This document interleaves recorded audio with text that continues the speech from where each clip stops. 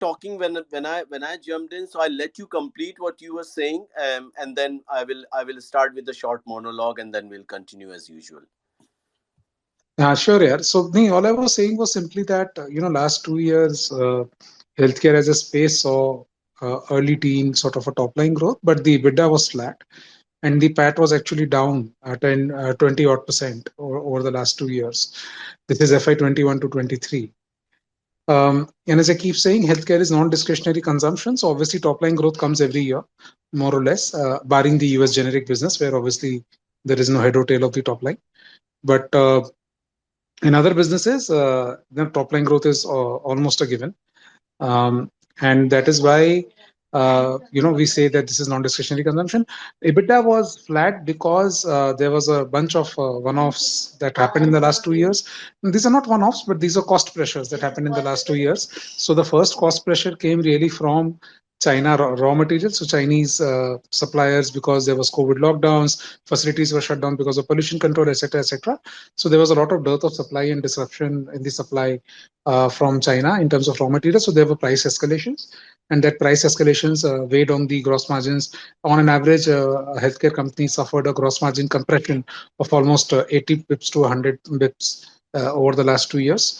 The second cost depression happened was on the employee cost. So post COVID, most of these pharma companies went on a investing spree.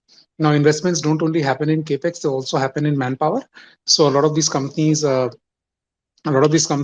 a lot of hired a lot of talent at a high cost, because good talent generally comes with high cost, and that obviously reflected in the employee cost growing faster than the top line, and about 80 bips again was lost due to higher employee costs, which were basically investments for future growth. And then the OPEX. So in the other operating expenses, you had fuel cost, which went up because coal prices went up. You had carriage cost, which is transportation cost, that went up because container availability was an issue, ship availability was an issue. So, all these happened over the last 2 years.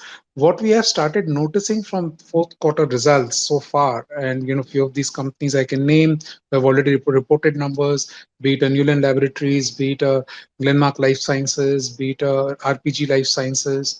So whatever we are noticing from these numbers is that these costs are now cooling off. So the gross margins are expanding, employee cost as a percentage of sales is coming off, other expenses as a percentage of sales is coming off. And because of all of this, now the margin expansion is happening. And I feel now stocks will start moving. So last 2 years, healthcare stocks are largely flat. Whatever the prices were 2 years back are the prices almost today. And that has basically happened because despite top line growth, there has been no bottom line growth and EBITDA has been flat. But now we will see some disproportionate growth in EBITDA and bottom line is what I feel, because these costs which are escalated now will normalize, but the top line will continue to grow. So as we say, operating leverage will play out. Also, these investments in manpower and capacities that these companies had made, that will start monetizing itself now, and you will see operating leverage. So FY24, my estimate is that an average healthcare company will do, let's say, 12 to 13% top line growth, but an EBITDA growth anywhere in the range of 20 to 25%, and a PAT growth of anywhere between 30 to 40%. So yeah, that's the monologue I wanted to give before I hand it over to Sajal Bhai. Thanks, Aditya. Thanks so much. So right. So suddenly, I mean, this spaces wasn't planned. Obviously, I just called Prince literally short while ago, and I said I want to jump on a spaces and let's record it. See, as a long term shareholder, I keep writing emails to the IR teams. Not in every case, but where I see the need for any feedback. And I do this with several different assets that I own, because as a long term shareholder, it's my responsibility to tell these guys what's working and what's not working. So I recently have given some feedback to Syngene as well. I will talk more about that feedback later in this session. Why now, when the stock is at all-time high, right? What was the need for that feedback when everything is fine and the business is performing? I've observed something, and there was a reason that I wanted to give that feedback. Not only feedback, I've asked a couple of questions as well, and this was the day the con call happened, and I've still not had any response. So it's been little over 2 weeks now, I guess. Um, but frankly speaking, Syngene is a family asset for my next generation. So stock price has got absolutely no value for me. I won't sell the asset unless there is a dramatic change in my core thesis. Period. And I have a written thesis and antithesis for every holding, and I keep reviewing that on a quarterly basis, or whenever there is a material event. So sequent change of management was a material event. I reviewed my thesis, and so on and so forth. So I know why I am holding a asset, and what my antithesis is. So I'm clear in my head. But some assets, including Syngene, are not for sale, and I would very happily pass it over to the next generation. And so that's something coming up on the Syngene's management. That's one. Secondly, I've shared many things with the current generation of investors starting Alpha Series 18 about 3 years ago, and across multiple spaces and investing conclaves since. Uh, However, there is a lot more that I want to share, and there is a social responsibility to share all of that. Um, but I cannot share everything using these long tweets or spaces, because things are not structured, and people have given me that feedback. People that are close to me, where the feedback is valued, have given me that feedback, not yesterday, about 2 years back, that perhaps there is a genuine use case for you to write a book, and I got that. But that's not the only reason that I'm doing this project, the book writing project. That is, see, no one will live forever, and I absolutely know what I'm saying and why I'm saying what I'm saying at this point in time. I don't want to go into details around why I'm saying that no one will live forever. But long story short, I want to complete this book as soon as possible. But at the same time, I don't want to cut corners. I also have 10 other pots boiling on professional as well as personal front, and I need to keep a balance. Uh, Having said that, I will reach out to publishers as well shortly. I can always self publish. I know that option is there. And Amazon Kindle is anyway my go to platform for this. So publisher, if there is no publisher who is willing to, because I know what I will be sharing is not a typical, another book on value investing. There are several things that I have not yet shared on the life sciences, innovator synthesis, innovation space. Um, and I have done some extensive research over the last 10, 15 years. Um, and I know that there is a genuine use case for this, for writing this book, because I want to leave a legacy, and I also want to leave something for the future generation of investors, because I may not be on Twitter every time. So that's the purpose behind writing that book. So bear with me, I will be sharing everything 100% authentic, with backed by full research. So they will not be, they will not be my opinion. It will be backed by quote unquote solid research. So please bear with me on that book. I will also share some updates on Supriya Life. I know I haven't spoken about this ever since I was not happy with the valuation of the IPO, and I've said that. If you guys remember that tweet uh, from uh, from um, um, from history, and I also want to share something on Granules. I know around these two companies there is some misconception, and I would try my best to clear some of that. In case of Supriya Life, a lot has changed, um, primarily on the valuation front, and I have never been comfortable with anything at 10 times sales, or 10 times book value, and there is still plenty of chemicals that I'm not happy with when it comes to valuations, but that's for some other time. I have never been on Supriya Life's earnings call, for a reason that the timing was not right for me to jump on a call. Maybe the timing will be right starting the fourth quarter that's coming up shortly. I have been on Granules call last quarter, so I would encourage everyone to read the transcript and go through my questions rather, and more importantly, read the management's response to my questions. There is a very valid reason why I'm saying that. And I've been on Orchid Pharma last two quarters as well, including the one today. So I would, and I've always, so there is a pinned tweet on my Twitter handle that, read as many annual reports and read as many earnings calls as you can, because that's fundamental for you as an investor. Um, Whatever I'll be sharing in the book will also be 100% correct. So I shall stop this monologue here. This is none of these talks, as usual, standard disclaimer is a recommendation for anyone. So I'm not recommending anything to anyone. I am not in the business of advisory services. I am not after money. I have never seen money in my childhood where I lost my parents at a young age. But God has been kind throughout. And I've got no real passion, absolutely zero, to accumulate wealth. Money has never excited me, and money will never be the driver as far as I am concerned. And just to repeat that disclaimer again, none of this is a recommendation. And I'll stop here, and happy to take questions.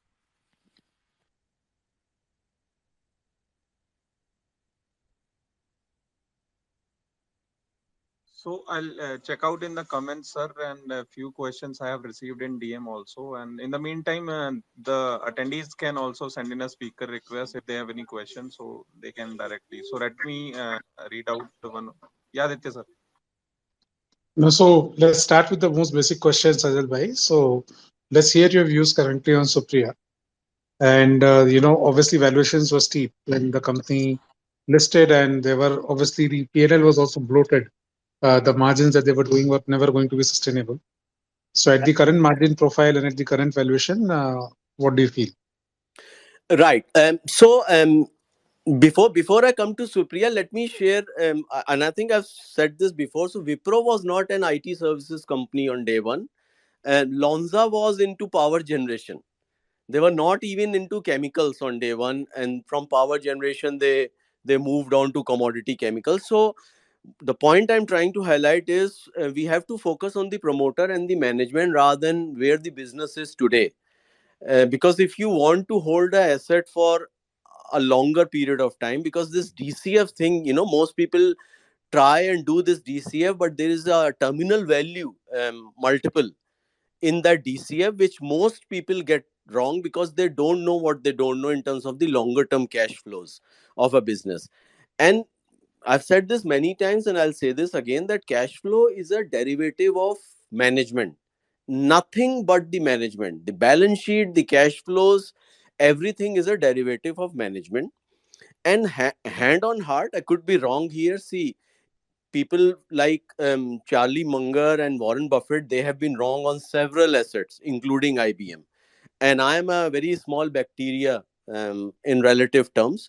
So I could be wrong on Supriya, but my current understanding is, and again, it's a fast moving thing. Investing, nothing is permanent in investing. Whatever I'm saying is valid as on today, the 11th of May 2023. So as on today, I believe Supriya's management is 100% authentic. Their heart and mind are in the right place. The time was not in their favor, and the product and market concentration risk was the sole reason I was not comfortable when the IPO came out.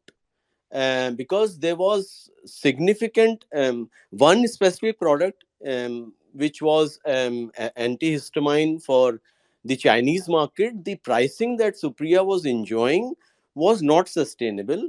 And I said this to Sahil, and I'll put that on record. So Sahil was very excited when he looked at that, and rightly so, because the margins were 50%. There was every reason to be optimistic, because those margins are very unusual for an API company. Um, I mean, generic API company. That kind of, had it been an innovator synthesis business, I know 40-45% EBITDA margins are sustainable. And we have seen that in case of Suvain, when the molecules are mature and they are all guns blazing at full capacity, those kind of operating margins are possible, but not in a generic business. So I knew that there is something wrong on the pricing front, and they were enjoying, ridiculously high margin in the China market.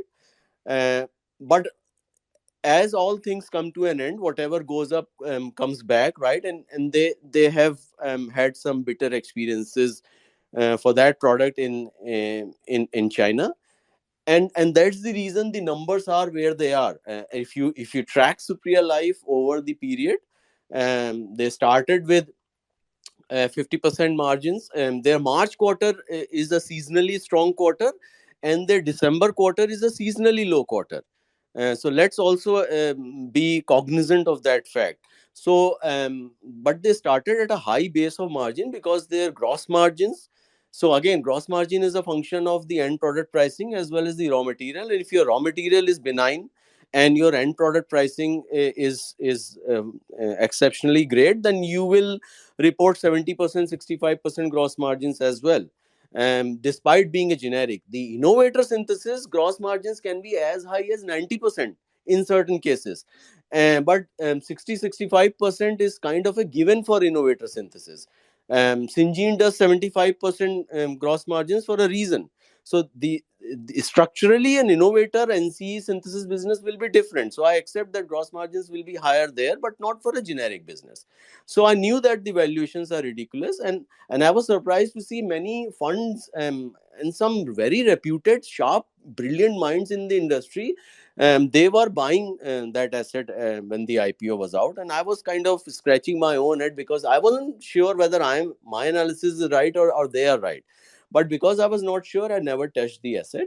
But now that a lot of disruption has happened, the earnings are where they are, and if I would encourage you all to read through the last quarter, that is third quarter fiscal 23, the 2-3 months back transcript, and read it slowly so that you will appreciate the pain that the investors have are going through in this asset.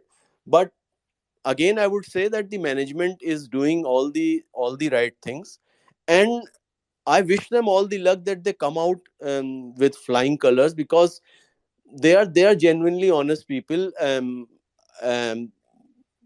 the the management, the day-to-day operations uh, with Saloni. I mean, I've got full respect for that lady.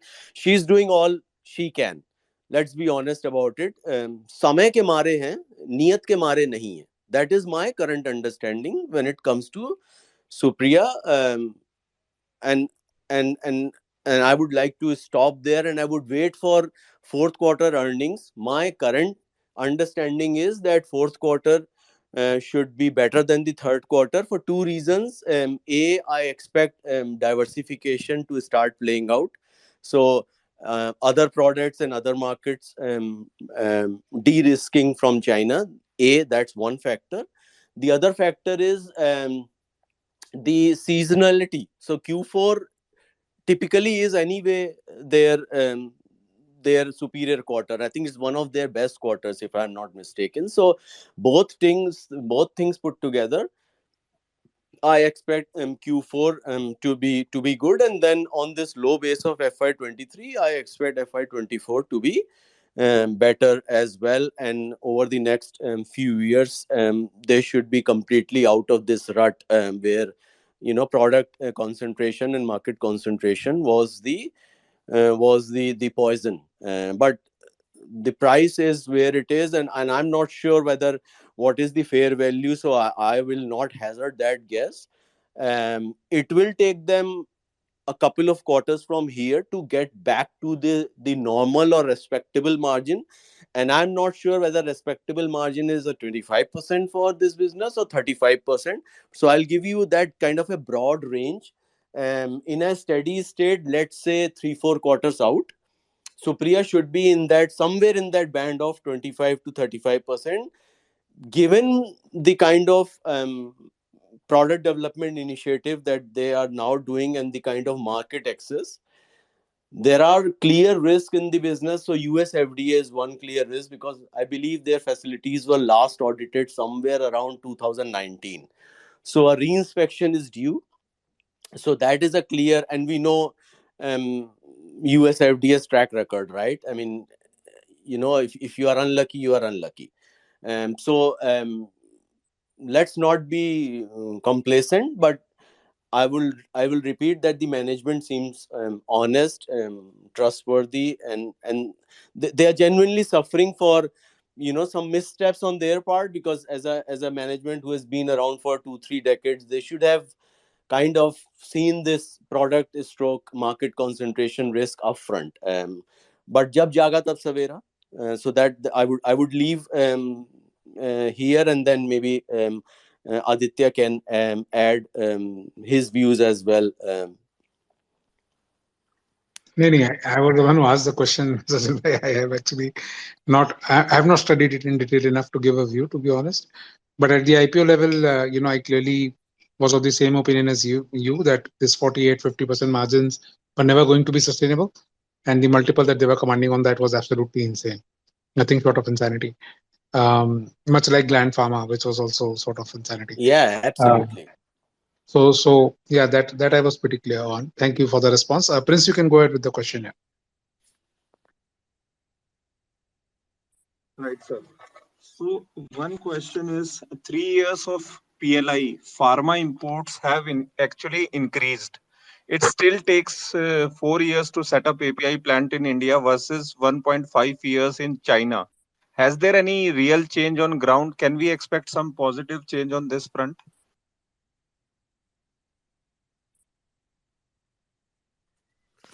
Okay, Aditya, I'll, I'll add after your. I think you are better placed to answer that, because of you have better data actually on this one. Yeah. So honestly, I don't agree with the timeline of 4 years. So there are two types of capacities that can be set up even using PLI. You can do brownfield, you can do greenfield.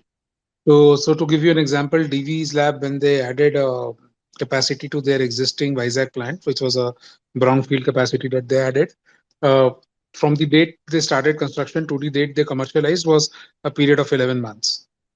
So not even a year, right? So 6 months for construction, 4 months for tech transfer, and then fifth month was manufacturing and dispatch.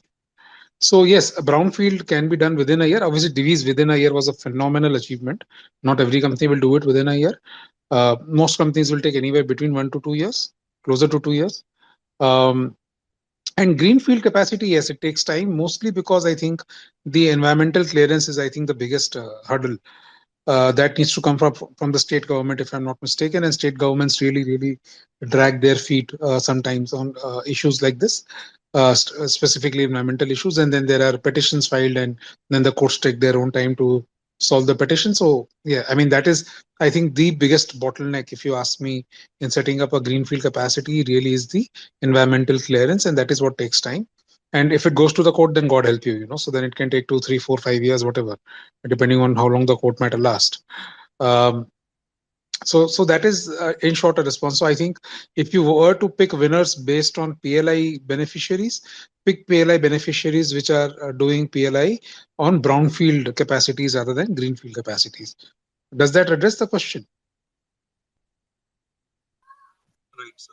So, sir, do you have any Sajal added bhai, anything you pointers want on to this? add here? No, yeah. So the only thing that I would like, and absolutely agree with Aditya's view there. The only thing that I would like to add here is that the shift will happen, is happening, will happen, and I've got plenty of evidence, because I've interacted with lot of managements and lot of investors and lot of scientists in US, in Europe, as well as in India.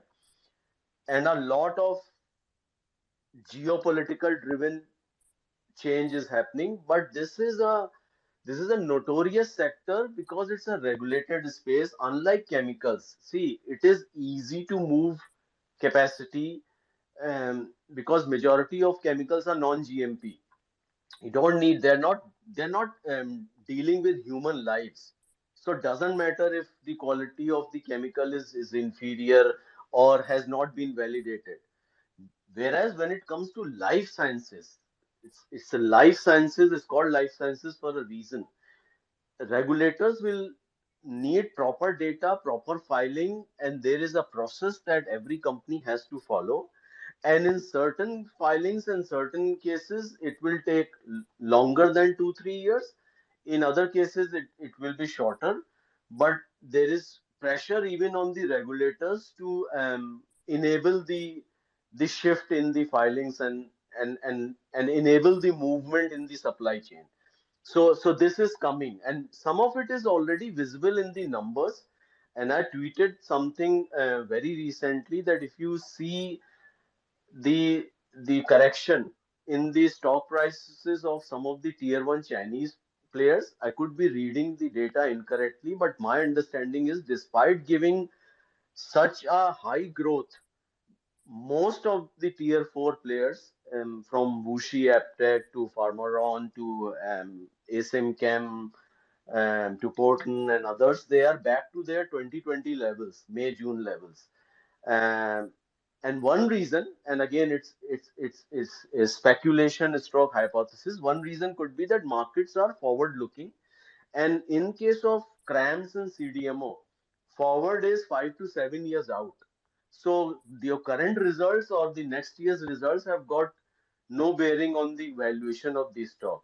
You may be giving 100% YOY PAT growth, and your stock may still be down, because that's how the informed investors operate when it comes to the NCE and novel biologics CRAN CDMO space.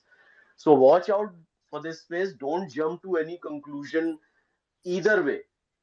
So don't buy the fatwa story that there is a fatwa, but listen to the data, follow the data on a quarterly basis, and listen to the genuine management.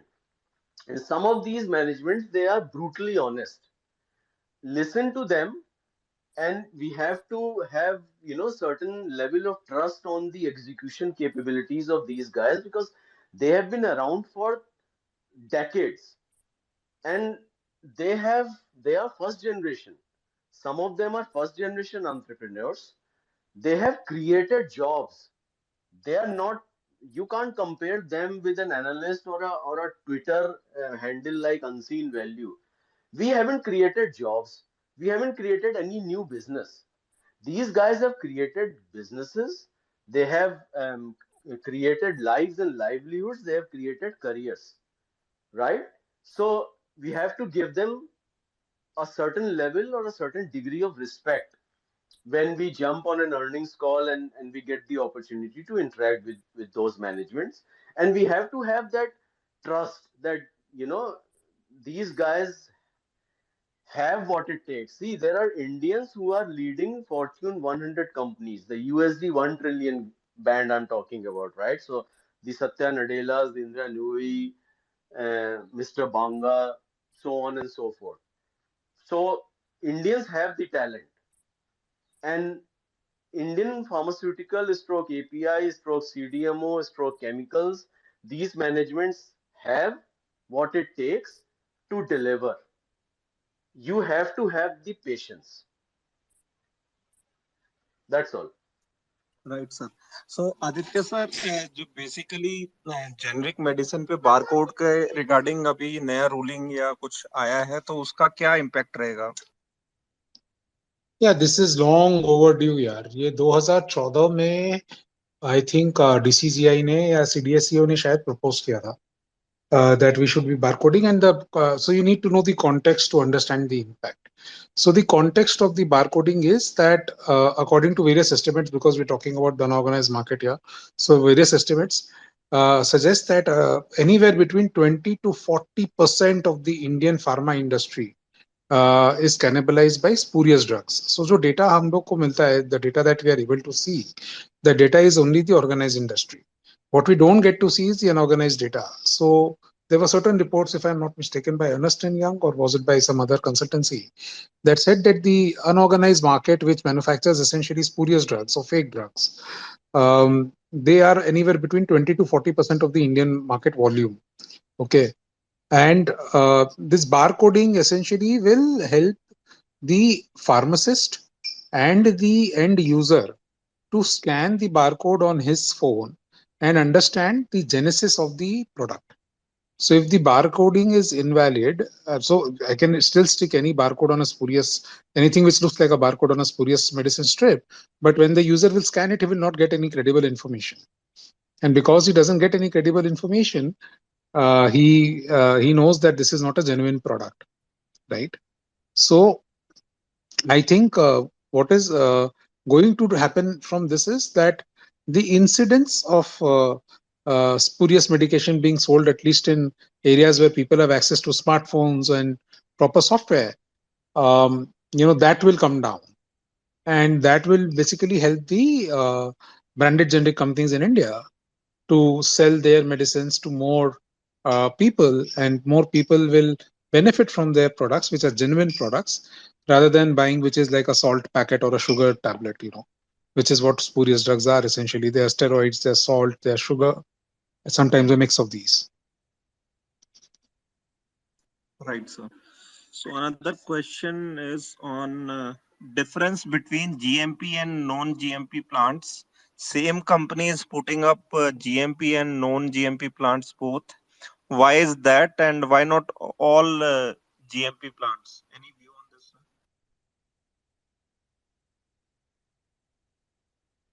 sir? Sajal bhai, you go first here. I have a very strong opinion here, so I don't want to sound it off. Yeah, no, no, no, definitely. So likewise, I mean, I'm not sure whether strong is the right word. See, there is a reason why so there are both. When it comes to the commercial scale medicine, whether it's an oral or a sterile, you have to have a GMP at an API level. Certain intermediates are allowed in the non-GMP state, and the onus is always on the API player to validate and only take intermediates that are coming from a bona fide source, and ultimately on the filer or the ANDA owner in case of generics, and likewise on the innovator synthesis. Non-GMP is easy, and that's the reason I get surprised when I find chemical companies who are doing non-GMP CDMO and non-GMP CRAMS. They are getting 10 times price to sales, and even more in many cases. And don't want to name any specific company. Non-GMP is a very low entry barrier thing. Is the GMP the game is in the GMP, and and I'm and if I'm comparing a non-GMP and a GMP capability, a multi-step GMP synthesis versus a multi-step non-GMP synthesis, there is a significant capability gap. See, if you are an API player at a GMP level, you need to invest heavily in QA/QC, which as a chemical player in CRAMS and CDMO you don't. So your operating expenses as a chemical player doing this non-GMP CRAMS and CDMO will be far lower, and you will throw 30%, 35% EBITDA margin, not because you are capable, right? Because your operating expenses are lower. There is no need to invest in high quality scientific manpower for QA/QC. So if market is giving 15 or 10 ka multiple to these chemical companies, then on a comparative basis, you should be giving 25 to the API players who are GMP, US FDA, PMDA, Japan. PMDA, the Japanese regulator, is even more stringent than the US FDA. I know US FDA hogs majority of the limelight for whatever reason. I can tell you hand on heart that the Japanese regulator is far more stringent. They specify you can't even change the reactor, let alone the blog and the plant. Um, Listen to the Orchid's con call today.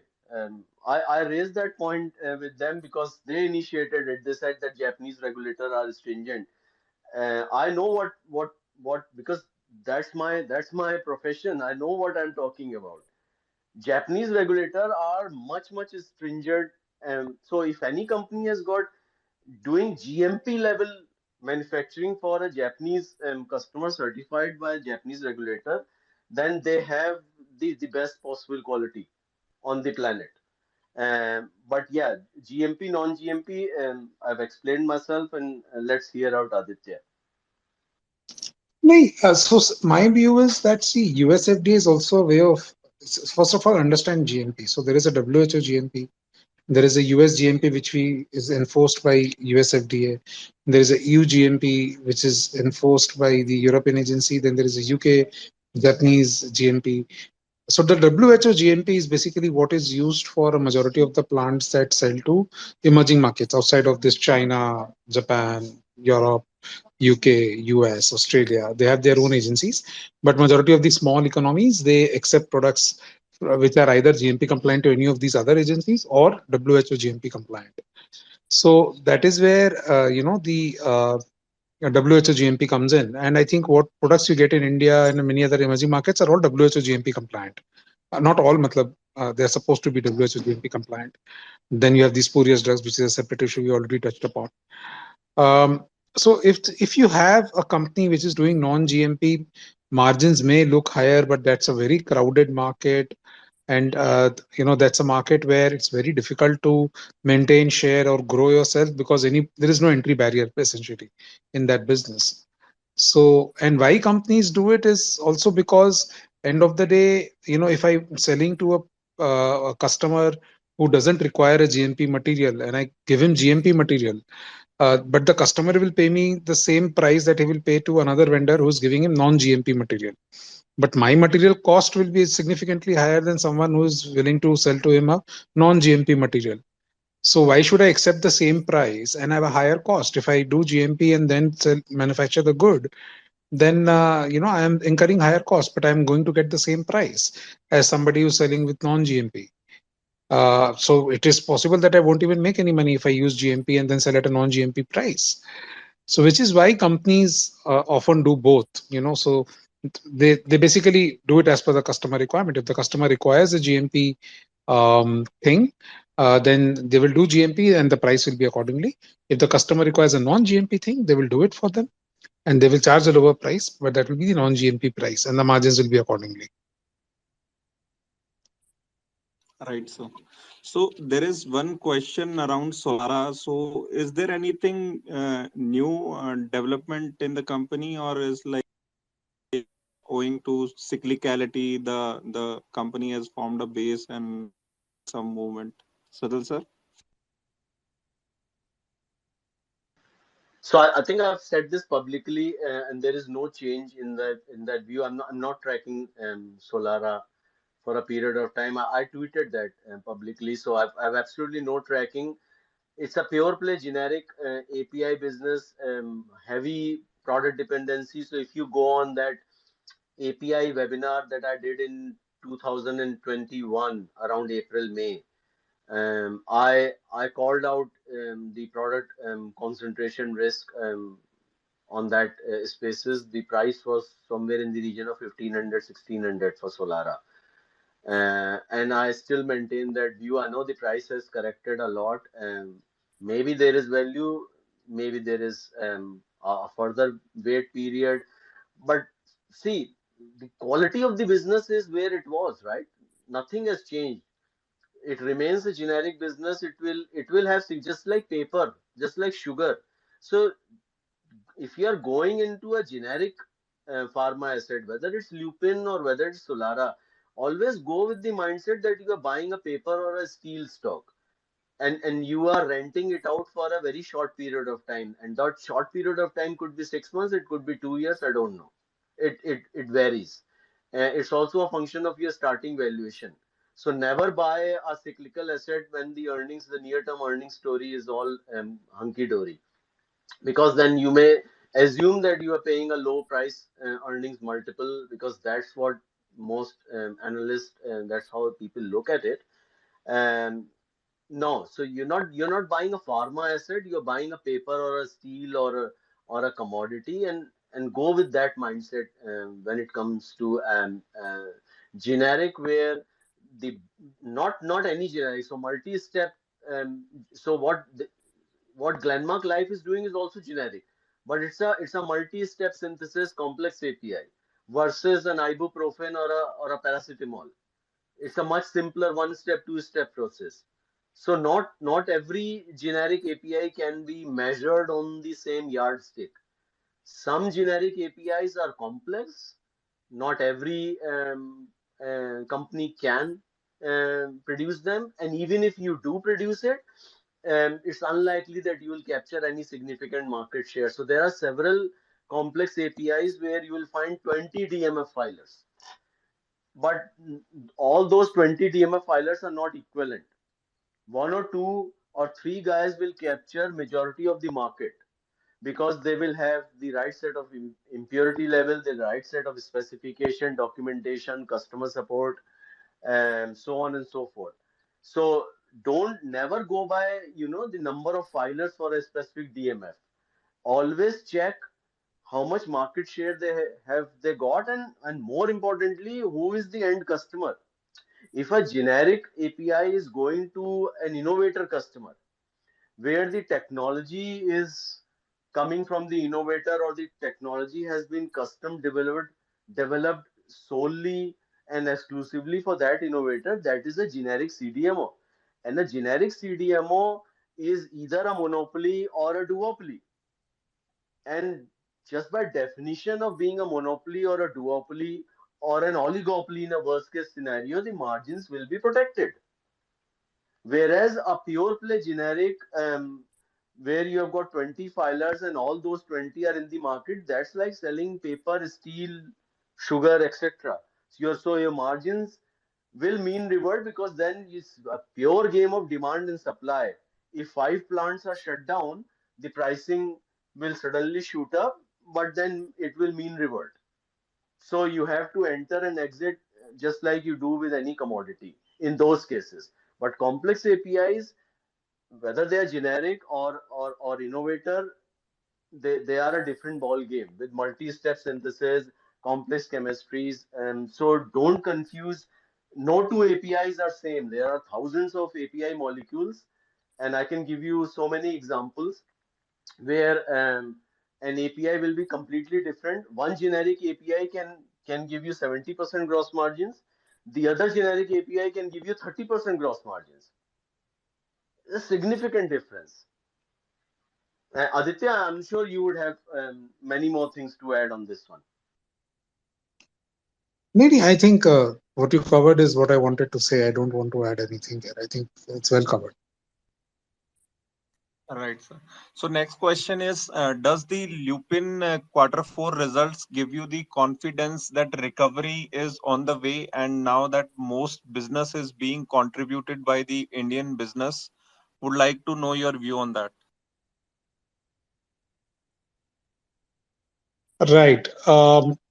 So, look, future we don't know. But Lupin, what I can probably talk about, and what we can all put together, speculate, is this. Lupin does total sales of roughly 16,000 crores, of which 6,000 crores is India, 6,000 crores is US, and the balance 4,000 crores is spread over emerging markets and API and Europe. Um, Now, if you look at Lupin's 15% EBITDA margin guidance that they have given for FY24, then you are talking about, let's say, an absolute EBITDA, keeping the sales constant. Obviously, their sales will grow, but for this exercise, just keep the sales constant. You're talking about a 2,400 crore EBITDA. Now, if I were to make a guess on 6,000 crore top line in India, Lupin's EBITDA would be close to 25%. So let's say 1,500 crore odd EBITDA would come from India. Now, if I were to hazard another guess, the API and the emerging markets put together would be around, let's say, 15% EBITDA. So that's about 4,000 crore sales of 15% EBITDA will give you about 600 crores of EBITDA. So 1,500 crore EBITDA from India, 600 odd crores EBITDA from the emerging market and API business. So that's 2,100 crores, and the company seems to be suggesting 2,400 crores, which means they'll end up making only 300 crores EBITDA on the US business, which is roughly 6,000 crores in sales. So that's a 5% EBITDA margin, right? Now, understand this. When you assign multiples to steady state profits. You do not assign multiples to higher profits, which was the case with, let's say, Supriya or a Gland during IPO, that mistake that investors made. And you do not also assign multiples to very depressed profits, right? Which potentially could be the case today with, let's say, a Lupin and many other stocks, which have reported abysmally low margins compared to their own 10-year, 15-year, 20-year histories. Um, so the call to take here is, can they do, instead of a 5% EBITDA, let's say they do in the US business in FY24, FY25, can they do a 10, 15% EBITDA, right? And these maths I have done on EBITDA. If I do the math on PAT, then the US will probably be a loss-making business because the US business captures a majority of the depreciation and the interest costs that the company pays. So if I do that, then we're talking about a PAT loss, probably. Um, so I think in Lupin, recovery will come from two sides if it has to come. One will happen on the US business margins per se, on the base business. And the second is they have these two large inhaler products which they're looking to launch in the near future. Each of these products can be anywhere between 20 to $80 million or $100 million products, depending on when Lupin launches, what is the pricing scenario, what is the market share they're able to get, and so on and so forth. So if they are able to do that, then I will not be surprised if they report better than what they have guided in FY24 and significantly better growth in FY25 over FY24. But all of that is contingent on the US business growing, and that means it is contingent on their US FDA, approvals and launches, and their track record with US FDA over the last 2-3 years has not been good. But the last 2-3 months has been fairly okay. Whatever inspections they have gone through in the last 2-3 months, they have been okay there. So, but over the last 2-3 years, there have been significant number of this inspections. They have been red flagged by the regulator. So yeah, I mean, that's the call to take here really, because the other parts of their businesses, which is India and the API plus emerging market business, they are more or less secular businesses, profitable businesses. Their margins wouldn't move much. Their revenue would grow by whatever 10-15% range, because that is the market growth of these businesses, and that is, even if Lupin does at par with the market, that is the growth that they will achieve. So, these are all the data points that I could basically talk about, because these are historical numbers. Some of these are my guesstimates. These are not margins that the company reports. These are my guesstimates. I may be wrong, completely wrong, or I may be very close to the truth. Depends on, what the company really does. But these are the numbers I am working with. Right, sir. Any inputs? No, I mean, see, the only thing to add is in any generic business, it's always a function of demand and supply.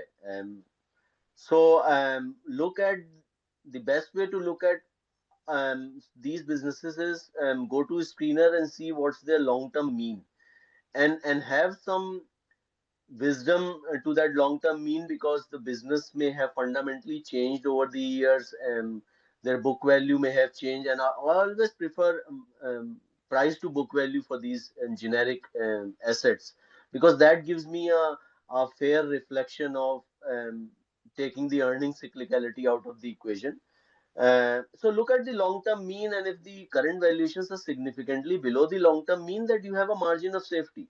That's what I would call as a margin of safety. Or even if the current valuations are at the long-term mean or near the long-term mean, any asset for that matter, whether it's a Syngene or whether it's Lupin or any chemical business, as a thumb rule, I'm never comfortable paying a 5 times price to book for a chemical asset as a thumb rule, because it's a fundamentally commoditized business. They may be calling themselves as a specialty. Nothing is a specialty as for in India, or as far as I know.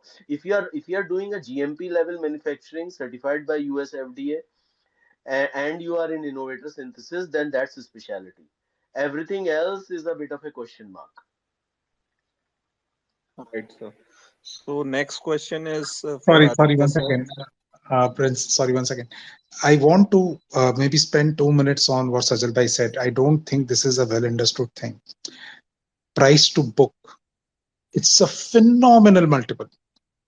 PE and EV EBITDA are relatively very, very inferior multiples.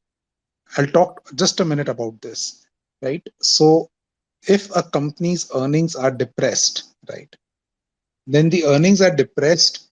And if you then look at their PE multiple or EV EBITDA, the numerator is whatever market cap or EV, but the denominator is still the earnings of the last 12 months, which you know, or at least you understand are depressed. Then how does PE or EV EBITDA make sense? So let me walk you through a case study in the next 30 seconds. Ipca in FY14 did 42 rupee EPS, stock price was 900. The multiple was 22. And everybody thought Ipca would be the next Sun Pharma or whatever, and everybody were piling up the stock. Then Ipca had FDA issues after in July 14, and then they had some problem with WHO. Then they had some problem in Europe. All of this came together at one year, and that caused Ipca to report 9 rupee EPS in FY15, and the stock price was 350, right, from 900 to 350. Now, if you are purely looking at PE multiple, nobody was actually buying Ipca at 350. Nobody on earth wanted to touch that stock. Let me tell you why they were not touching it.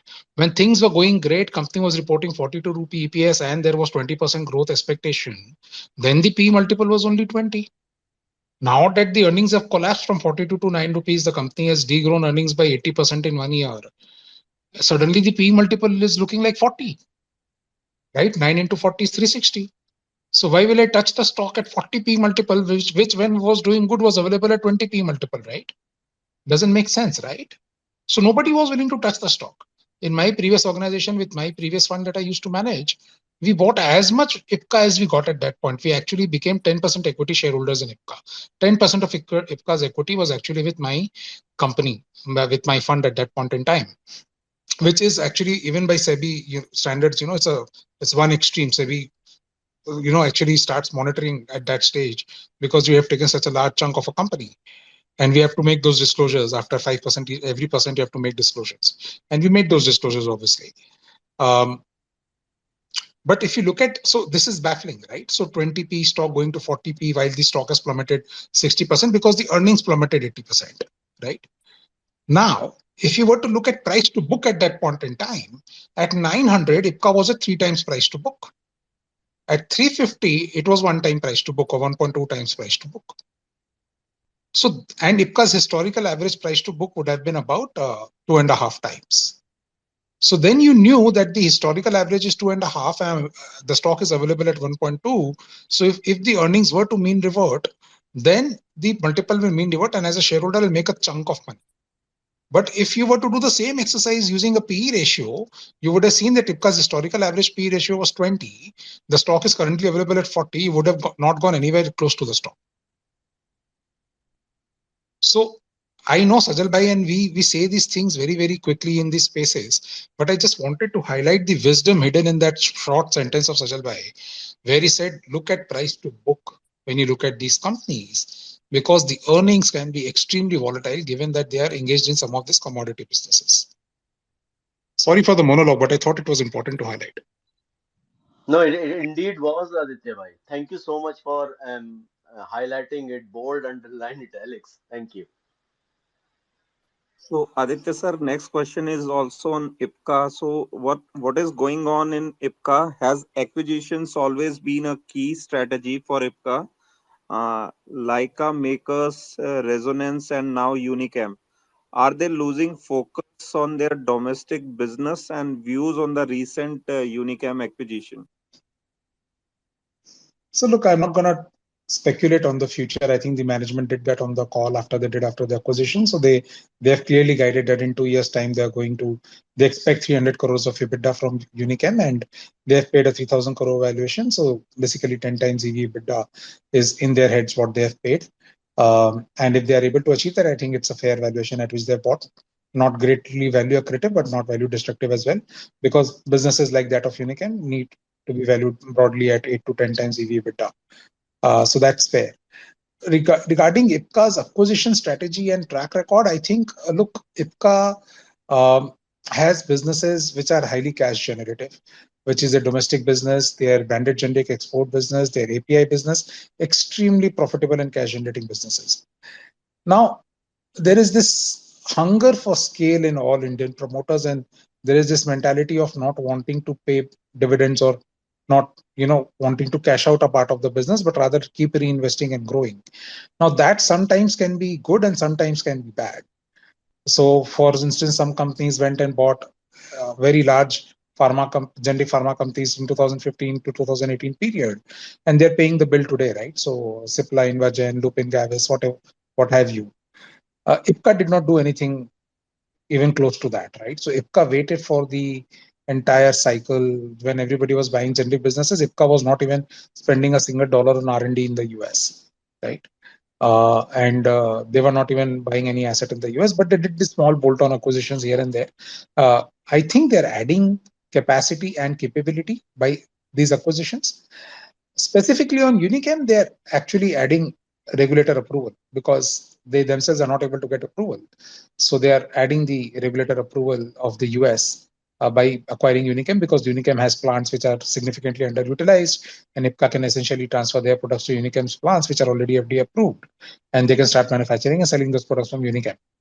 Um, and that's what I feel about that acquisition. Now, when it comes to focus, is this correct strategy or not? Time will tell. If they are able to deliver what they have promised, it will turn out to be a fair acquisition. If they under deliver, it will turn out to be an expensive acquisition. If they over deliver, it will turn out to be a great acquisition. Totally depend on how they are able to deliver.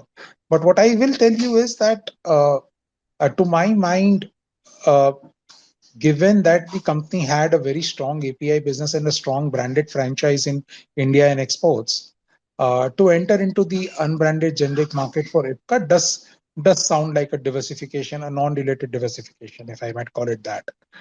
Uh, but you never know. Look, these guys are great executioners. Their execution in the past, barring the US FDA issue, on everything else, their execution has been more or less flawless. So if they are able to get FDA right this time with Unichem, we don't know. The results might be surprisingly good also. Right, sir. So, Sajal sir, next question is for you. Like Shubham is saying, I was hearing you on Glenn, and they were clear about the fact that they won't be getting into, Sorry, Prince. Your voice is breaking, Prince. I couldn't catch you there. Before you complete that question, I quick uh, shout out. Please reach out to either tweet it and tag Prince at Accidental Investor for all your questions. I'm not reading my tweets currently, so I don't know what questions you have. We'll try and cover as much as we can, but make sure you write genuine question and detail it, please, because a one liner question will likely be disqualified because we need to understand, the purpose behind that question. So please reach out to Prince rather than sending a speaker request. uh, and yeah, Prince, please carry on. right, sir. Am I audible now? Yeah, So perfect. Shubham is asking, like he was hearing you on the Glenmark Life Sciences con call, and the management was clear that they are not getting into innovators CDMO in the short to medium term due to high gestation time. So was this part of your thesis when you bought GLS that it will eventually go for NCE CDMO? Yes and no. So my blue sky thesis on Glenmark Life is that the asset will be sold. When I say sold, I mean the controlling stake to an independent player. It could be a company like Dr. Reddy's. I'm just making it up. I have got no insight. Or it could be a private equity. And I've said this openly in a long tweet. And the reason is simple. Glenmark Pharma, the parent, gets a lump sum. They can deleverage their balance sheet and do whatever they want with that money. That big transaction of controlling stake will also resolve any overhang around the related party transaction. And third, and most important thing, it will free up the baby, I, the Glenmark Life Sciences, to undertake serious long-term innovator synthesis business, because my understanding is that currently innovators are not comfortable sharing their IP, their intellectual property, and their assets with a group that has got its own interest into NC research, because there is a risk of quote unquote cross contamination or IP leak, right? So a controlling stake sale, if Glenmark Pharma could do that, will solve or kill three birds with a single stone. So that is my blue sky thesis here. Then, just to answer the question directly, I think I answered this 10 minutes back, that even if you are doing generic CDMO, it will either be a monopoly or an oligopoly or a duopoly, and your margins will be protected. So in a down cycle, we saw when the raw material prices were high and there was a lower offtake from parent, the Glenmark Life was reporting a margin of close to 27-28% at an operating level. And that kind of tells you something about the underlying chemistry of that business. So if they could move into NCE custom research after this big transaction, the controlling stake sale that I just spoke about, that will be Sone pe Suhaga. But assume in your current thesis that that is not happening, and then look at what is the valuation. Am I paying Divi's type valuation to this business?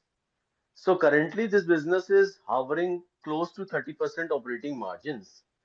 Am I paying the same multiple that I'm paying to Divi's? The answer is no. So I'm not paying that then the same multiple. Then you penalize them again by saying that look, you are an inferior business. भैया वो inferior business है, that is why you are not paying it 10 times price to sales that you are doing for Divi's.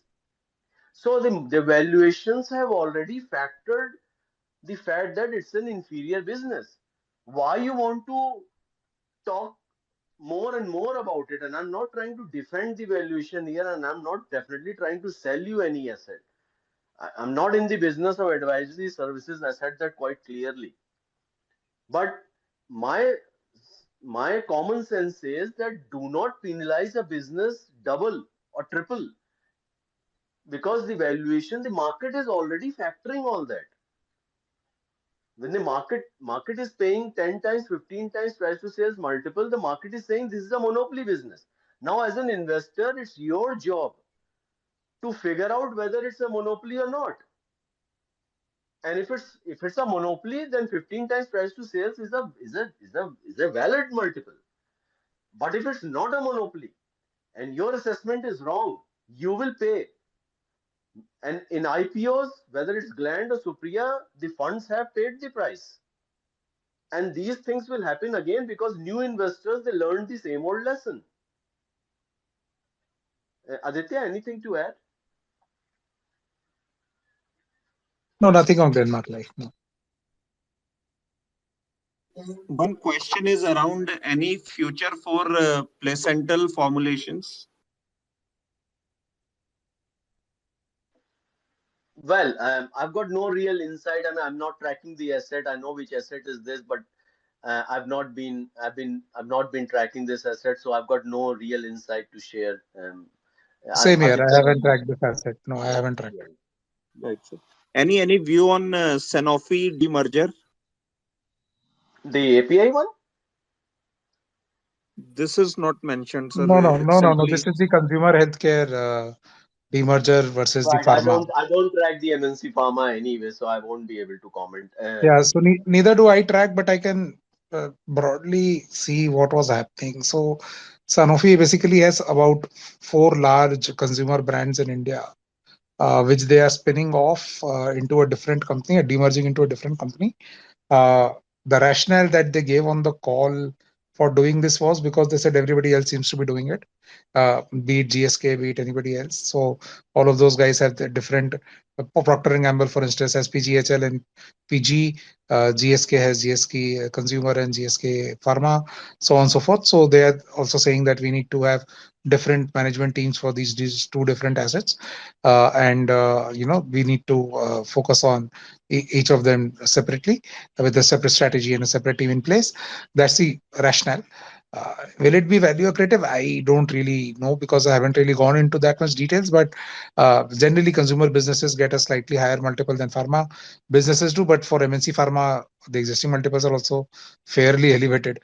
So I don't really know, whether it will create value for their shareholders or not. I am uncertain about that. But the stock has actually gone up 10-15%, I think, since the announcement came in. So I'm assuming that the guys who track it properly are believing that there will be some value creation. Right, sir. So one question is around drug coating segment. Do you guys see this as an opportunity? So again, I assume this is tablet coating. Tablet capsule coating is basically one business which certain companies do, but it's a fairly commoditized business. I don't know which companies and what this question relates to, but I had evaluated a couple of companies that do this business. I felt fair for the nature of the business, which is fairly commoditized. I felt that it was these companies were overvalued. They were fairly richly valued for those kind of businesses. I don't see any moat in the business, to be honest, because quoting is just quoting. Just need a few machineries to do get it done. It's fairly automated. There's no approvals needed, etc. So I don't know how value add business that is. So yeah, that's my response. So I've got a slightly different opinion on this one. Um, so coating is not a commodity. Coating can kill people. Go back in history, 1982, an innovator had a wrong coating on the tablet, and that killed about 7 people. Um, so I think I'm talking about J&J here. So Google J&J, Tylenol extra strength or something along those lines back in 1982, and there was wrong coating on that drug. So coating is not commodity. Coating has got a relevant purpose, and it's the coating that also decides whether it's a slow release or an extended release tablet. And there are entry barriers. Currently the European players are dominating in this space, predominantly the German players. But generics cannot afford to have a high priced coating on the drugs, because I keep saying this, that the affordability and the accessibility of the drug is necessary. 80 to 90% population on planet Earth is not in a position to afford any drug at any price. So they need quality healthcare, they need quality medicine at an affordable price. And drug coating has got a very long product approval cycle for the reason that I explained, that J&J example. So anyone and everyone will not be able to. There are standard operating procedures that the API player and the pharmaceutical companies would have to change to qualify that supplier. And there are also cases where one specific company is supplying to one plant in a specific. So Ipca has got, let's say, 5 plants. One company may be supplying to plant A, and another company could be supplying the drug coating to plant B, because the standard operating procedures are written at a plant level or a unit level. So do not assume that because one company has cracked one client, one plant, they will take over the entire manufacturing base of that same company because it's the common company. No, it doesn't work like that in the coating business. So the German company may be present on 4 plants of the same company, and the Indian business could be present on one or two, or it could be the other way around as well. But I disagree with the view that it's a commodity business for the reasons I just explained. Yeah, just to Sajal, very insightful. Thanks for adding value. I think the company that I evaluated, they were doing the coating business for the India business. So when I read their financials, margin and ROEs were fairly ordinary. So maybe India business, because the regulations are slightly less tight, just WHO DMP is applicable. So maybe that is why they did not have enough margins or ROE, or it could be a company specific issue also. It could be that the accounts are not proper. So I just studied one company and then I said, no, this doesn't look like an interesting business, and I moved on. Yeah, I mean, I don't know which company you're talking about, but in my view, 50-55% gross margins are pretty decent margin in this business. And again, the example, the Lonza example and the Wipro example that I gave, and several other examples, it's not about what the business is doing today that will determine the valuation. It never is the case, and that's the reason people say bhav bhagwan che nahi. There is a smart investor who can see those cash flows 20 years out, 10 years out, and they will assign a different multiple to those cash flows per their understanding of the business.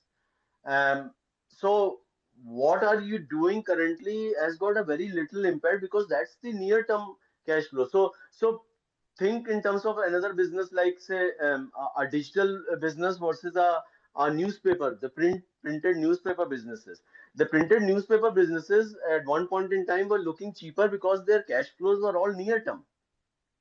And that's why I say you should read that book Zero to One, Peter Thiel's.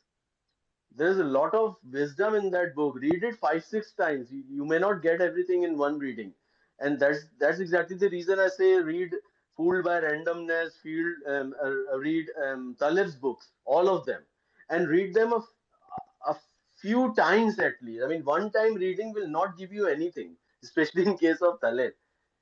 He has got deep wisdom, and I think he's one of those rare philosophers, living philosophers in our lifetimes. So those books are real treasures. Peter Thiel, Taleb, so on and so forth. Zurich Axiom is another good one. So there are many. Um, People have got this obsession to just stick around what Charlie or this great wisdom in those books as well. But if everyone is reading the same old books, then there is no edge, right? Perhaps you have to change the game slightly. Right, sir. So next question is from Deepak Chande. He's asking your views on Gofix Estaderm business as well as its research collaboration for cancer vaccine. Pass. I mean, I've got no insight. I've never tracked that business, so I don't know whether Aditya has got any view. No, I tracked it in the past. These two, cancer vaccine and this Astaderm, I have absolutely no clue. In the past, I've looked at Gufic and rejected the idea. And at that time, we had issues with the valuations, and the business model also seemed like a business model that would need a lot of operating expense investment before it could become a sustainable business model. So, and this is a few years back, so may not be valid anymore. Right, sir. So one question is on Glenmark Pharma. So the person is asking if they sell the controlling stake in Glenmark Life Sciences. So what would be the business view on Glenmark Pharma? Well, so part of the I think I've given part of the answer. So I don't track Glenmark Pharma. I've got no investments. I never tracked that business for two reasons. I don't like the NCE research side of what they're doing, because there are very few assets where we have seen commercial success. And with full disclaimer, Orchid Pharma is one of those. And there was a lot of discussion on that molecule in today's conference call, and the entazobactam. Um, and then Sun Pharma had Illumina, which they bought at phase two, I think, and then they cleared it phase three, but those are tail events. Those are exceptional events. I fundamentally have got a strong dislike for the NC research, which is self-funded. I like the NC research where innovator is paying you to do the research as a service, because then your cash flows are protected. In a worst case, the molecule fail, and it will fail. Majority of the molecules will fail. And listen to the BQ insight that I had on BQ Prime with Dr. Satya Chava, right? And I said that most molecules will fail. It's the destiny. And very few molecules will see the light at the end of the tunnel. They will go commercial and they will scale up. And as an innovator, you accept that it's a VC model. That if you have got 200 assets and 199 would fail. So one in 10,000. So if you start with thousands and thousands of assets at a preclinical level, only one will see commercial success. That is that is how low the probability is. So it's almost zero. Why you want to bet on such a speculative business where you could potentially lose everything or you may not make any money after waiting for 20 years? I mean, look through, whether it's Suven Life, and I know these are capable scientists, they're doing all they can. But as an investor, you got to play where your downside is limited. So in one of my tweets in that pin tweet 2018 tweet, I've said scenario one and scenario two, and I make money in both cases. That's the kind of businesses I like, which is again innovator synthesis, because you get paid. It's a service model, just like IT services. Whereas if you are a Glenmark Pharma, you are investing your own money. Yes, you get the upside. But when do you get the upside? Do you get the upside on every scenario, on every molecule? No. Most of your molecules will also fail. They will give you some learning. And what you do with that learning is up to you. But very few molecules will be commercially successful. So, and I've got the same problem with Jubilant Pharmova for that matter, and we discussed that in one of the recent spaces as well. So fundamentally speaking, that was the reason that Glenmark Pharma's India business is is a real gold, absolutely real gold. But that's not available to you as an investor on a standalone basis. If that business is available on a standalone basis, that the valuations will be dramatically different than what you find on Glenmark Pharma. So Glenmark Pharma is a conglomerate. It has got India business, it's got US generics and international generics business, and then this is burning cash in this NCE research, which is not giving them any returns. And God knows if there ever will be any return. So that's why the best thesis for Glenmark Pharma, if anyone wants to evaluate that asset, would be they demerge or carve out their NC research like Sun Pharma did with the Spark. So whatever money Spark is burning is not penalizing these shareholders of Sun Pharma. Very clean model, and full credit to Mr. Dilip Sanghvi for executing that. So the shareholders of Sun Pharma are isolated from Spark. Exactly the same kind of template should happen with Glenmark Pharma as well, where they demerge their NCE asset, and whether it's the promoter or a certain set of investors, the HNIs who support that idea that there should be an Indian champion in the NCE space, they can fund that asset. Majority of the shareholders will prefer not to go that way, and they would either be with the generic branded generic business and the unbranded generic. So I'm happy with that. You mix the two together, the unbranded US generic as well as the India and other emerging markets branded business, and you sell that asset on a standalone basis without the NCE research, you will get much better valuation. Right, sir. So next question is from Abhishek Jain. He's asking, I read an article on Hikal dispute where Kalyani family wants to Yeah, no, increase I got the 5%. question. I got the question. So this may take 10 years, this may take 15 years, this may take 20 years, it may take forever. These legal battles, tariq pe tariq, that's the game. So do not assume that this legal brawl will be resolved next year or in 5 years. It may never be resolved. Um, and that's an overhang, that's a clear overhang on the business. And then again, so it will have some bearing on the valuation of that business for sure. But if they could execute and demonstrate on a sustainable basis that the earnings are here for real, then the business will be valued on the earnings. Ultimately, what's the cash flow that the business would generate, and what sort of growth capex that they can undertake. and at what asset turns, so on and so forth. That is the primary driver of the valuation. This legal thing, wo to tarikh pe tarikh, so that will go on and on. Aditya, any thoughts? So just a slight difference of opinion here. Obviously, we don't know the facts, but I think for what I can understand by tracking the company for some time now, the control is purely in the hand of Hiremats, and the Kalyanis are just financial investors. So if there is a dispute between two shareholders, one being a financial investor and the other being a controller and an investor, uh, ideally the business should not suffer. Ideally, because you are running the business and you are fighting a different battle in court with your with your partner who's a sleeping partner. So you can fight that battle without being, without impacting the way the business is being run.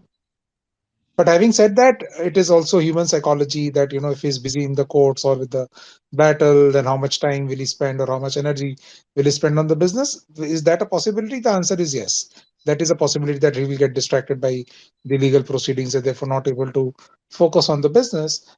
But, they have several layers of managements, right? So they have the Hiremats, they have the Swadis, and they have people below them, capable people.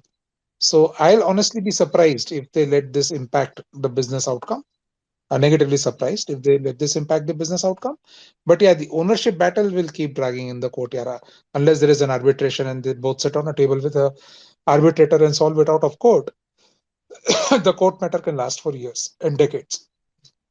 Yeah, absolutely. And see that the Kalyanis, they have got a business as well, which is holding that asset. So the stakes are high. 34% is not a small asset.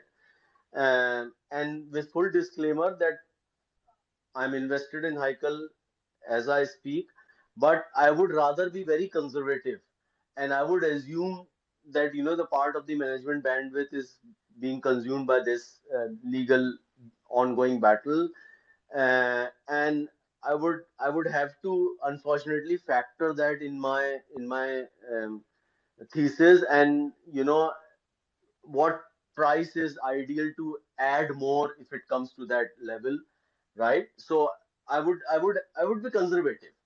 A margin of safety is has to be in your DNA.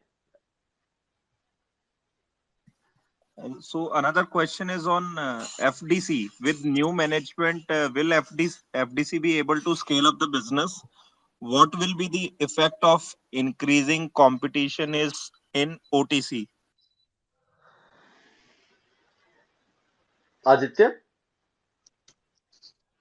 So look, FDC is one of those managements, in my view, which have not been super aggressive in the marketplace. They have been conservative people, to the extent that some even call them lazy. I don't, but some investors also call them lazy. But I think they have been super conservative in the way they have done business so far.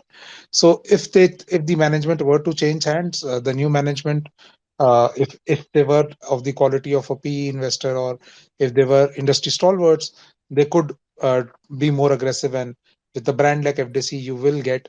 I think one of the things very few people know about FDC, they have the same plant for the India business and the US business. Huh? Yes, They, manu- yes. they manufacture those products at the same plant. So one of the few companies whose Indian products, if you buy, you get the USFDA quality product. You don't get the WHO GMP quality product. So that's one of. So for instance, I take blood pressure medication that is FDC medication, and I did not buy any other brand but FDC because I wanted a USFDA quality at the Indian price. Um, Having said that, now FDC's coming to FDC's management turnaround. So yes, I mean a management change here. If it is so, see, management changes are generally binary outcomes. Either the new management which comes is worse than the existing, or they are better than the existing. If they are worse than the existing, then God help the shareholders. And it will be tough to find people who are more conservative than the existing management. But if they are aggressive and if they are good people, they are able to execute, lots and lots of value to be discovered in the company for the scale of the India business that they do. The margins that they report are clearly suboptimal. So there is clearly a lot of flab in the system, which nobody is bothered or nobody is willing to check or control. And that flab sort of needs to be taken out. And the existing management doesn't seem like too aggressive on that side. So, which is why a change in management will perhaps be a excellent outcome. Will they be able to scale up the business? Yes, the brand of FDC in the mind of doctors is extremely good quality brand, and they sell themselves saying exactly what I just told you, that they sell the US FDA quality product. Um, so therefore, uh, scalability I don't think will be a challenge. Their export business obviously is very small, and a lot of scalability potential exists in their export business.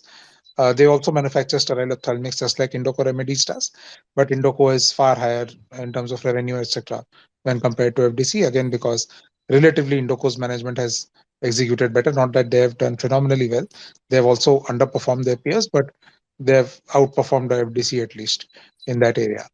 So I think yes, a change in management in FDC would be potentially a very good outcome. Obviously, with the assumption that the new management is better than the previous. Right, sir.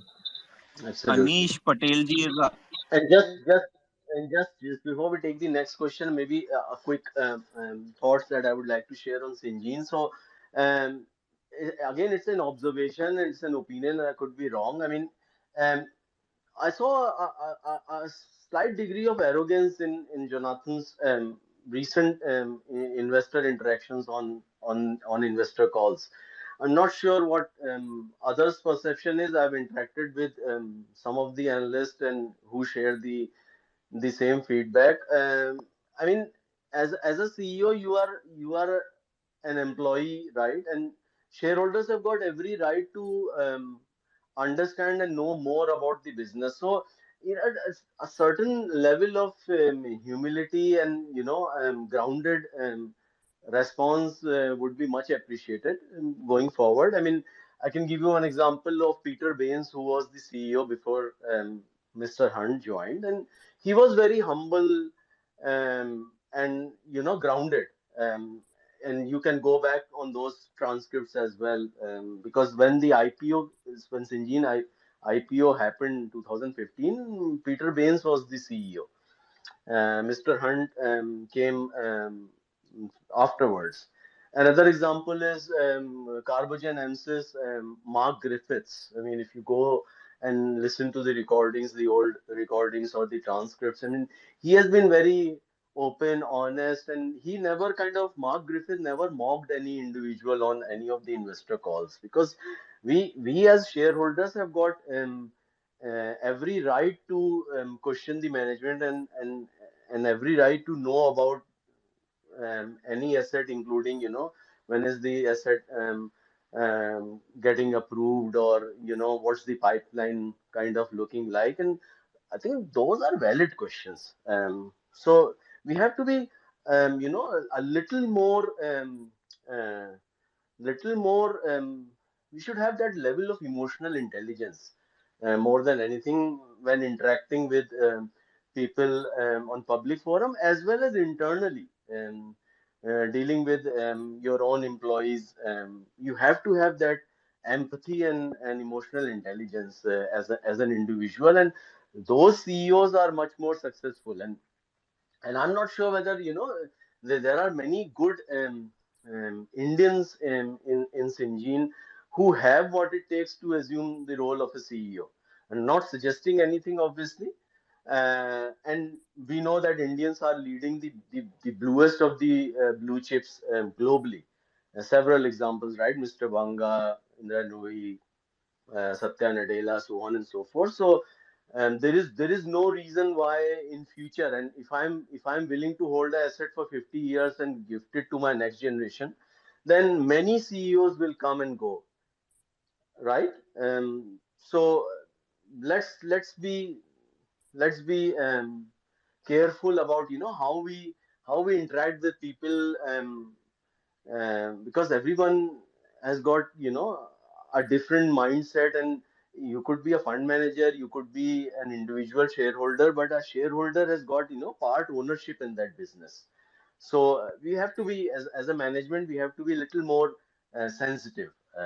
That's what I wanted to add here, because that's one of the observations that I've made in recent quarters. right, sir. Yeah, go on then. So, uh, We got one speaker, so we take question from him and then I read out the next question. So Rikant, you can quickly unmute and ask your pointed question. Yeah, hi. Actually, sir, I have like I'm a retail investor and I have exposure to hospital companies. But for pharma, actually, I don't have much idea. So except Biocon, I'm just trying to get into some good company like which is like Asian Paints, right? Like which can grow year on year kind of company. So I'm looking for some consistent company. So any suggestions from anybody?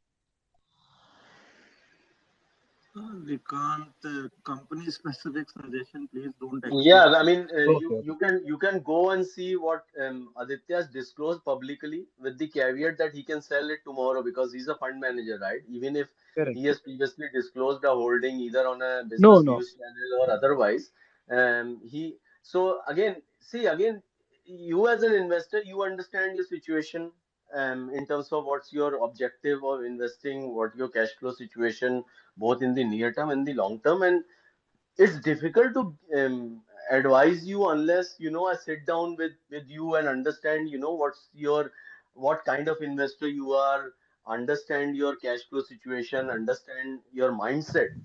No, sir. It's Kind of basically, set of five companies which are very consistent and which are very well so managed, nothing kind is of. consistent. Asian Paint is not consistent, Pidilite is not consistent, Dabur is not consistent, Marico is not consistent, Nestle is not consistent, and I've given you the FMCG examples.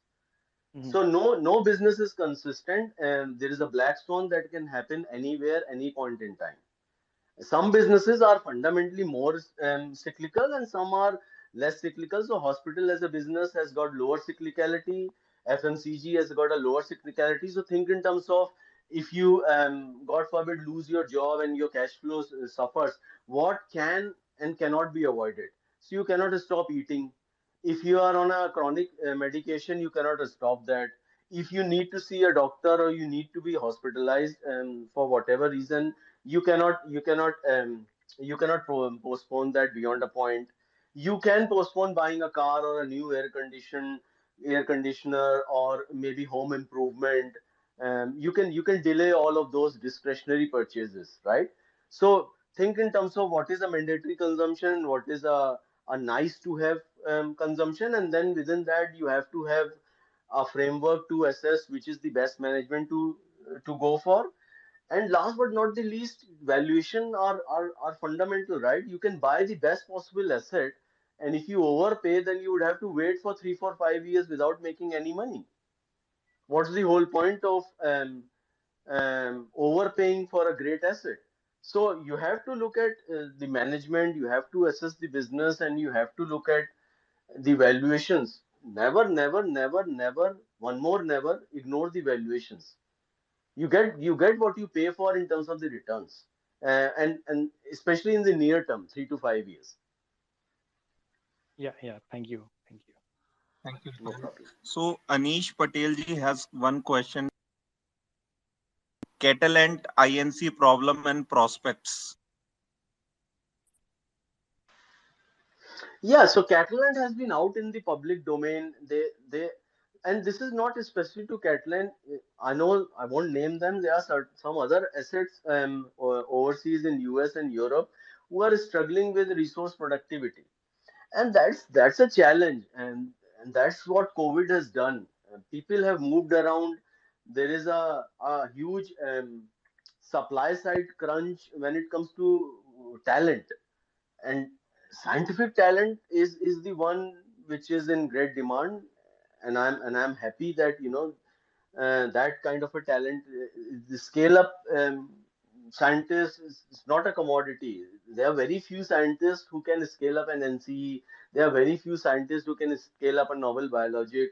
So this productivity challenge that Catalan reported is a serious issue, but it's not limited to Catalan. Maybe other businesses have got more diversified revenue base, and they are well protected, and Catalan was having significantly lower diversification from a resource based perspective. But when it comes to novel synthesis and the innovator CDMO, it always about people. both on the management side as well as on the scientific capability. The valuations have to take that into consideration. Don't just go by what is your current earnings or last 3-4 quarters of earnings. Think in terms of what are the real drivers of those earnings. And what are the real drivers of those earnings? The real drivers are the people behind that, both on the management side as well as on the scientific capability. Right, sir. So another question is IOL chemical short-term story is margins coming back to 15 to 16%, but they have got a new EDQM approval for ibuprofen process 2 plus they are entering into regulated markets with other products. Can we see even more margin expansion from here because of the change in product mix? Well, we don't know, and we have spoken about this asset as well as the role that the management plays on almost every spaces. Aditya very recently, about 10 minutes back, said that management change is a binary event. And we have seen that with Sequent. Sequent was a different business under old management. Today, it's a very different business, binary. Piramal Pharma, we discussed that in previous spaces as well. Binary event. Management change, game change. You multiply 1 trillion with zero, you get zero. So management change, we have to be very careful, watch out for. And that's the reason I reduced and I disclosed that you have to be well, because I've been bitten once with Sequent, right? Um, I avoided the disaster in Piramal because I took action in January, and I shared that in one of these spaces session as well. It's all recorded. Um, but I have to be very careful whenever there is a management change, because otherwise I'm not learning the lesson. So we have to wait and watch. The margins which I expected would go to 16% by the end of fiscal 24 is already at 16%. So their exit run rate was close to 15-16% operating margin. So the thesis played out well ahead of my expectations. So I have to factor that because luck is there. I've been lucky. I've been lucky in the sense that the margins that I was expecting would play out further down after a few quarters happened ahead of my expectations. So you have to give credit to luck there, and it was not my brilliance. I had no crystal ball of foresight to see that coming, but I was just working with the basics that when the raw material inflation is high and your product is not diversified, the 6-8% margins are not the true reflection of the quality of that business. I mean, I'll give you another example, a data point here, and it's very interesting. So hear me out. IOL says they have got two businesses, chemical and pharma. Divi's never says that they've got two businesses, chemical and pharma. But if you scratch the surface, Divi's has got the same model because their chemicals are backward. So in case of Divi's, we say it's a backward integrated. Backward integrated with what? Backward integrated with biologics or backward integrated with chemicals? But Divi's is not reporting those two revenue streams separately because Divi's is not selling those chemicals out in the market. If they start selling those chemicals out to third party players, then ideally they should report that as a chemicals division profitability and sales, and likewise for pharma business, which is what IOL is doing. But IOL's backend or the chemicals is also getting consumed in the pharma business, which is the end to end integrated backward integrated play, just like Divi's, right? Not the same molecules, of course, but you think about the logic.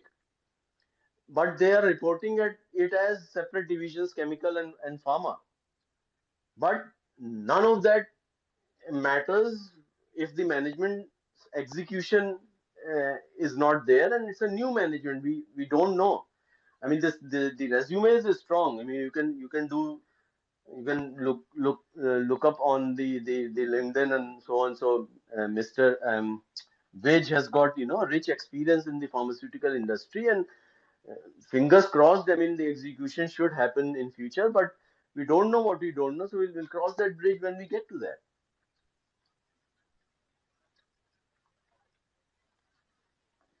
Aditya Next sir, one. any views?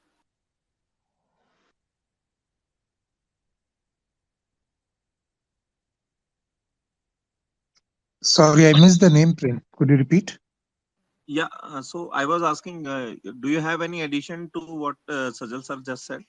No, not on IOL. No. Okay, okay.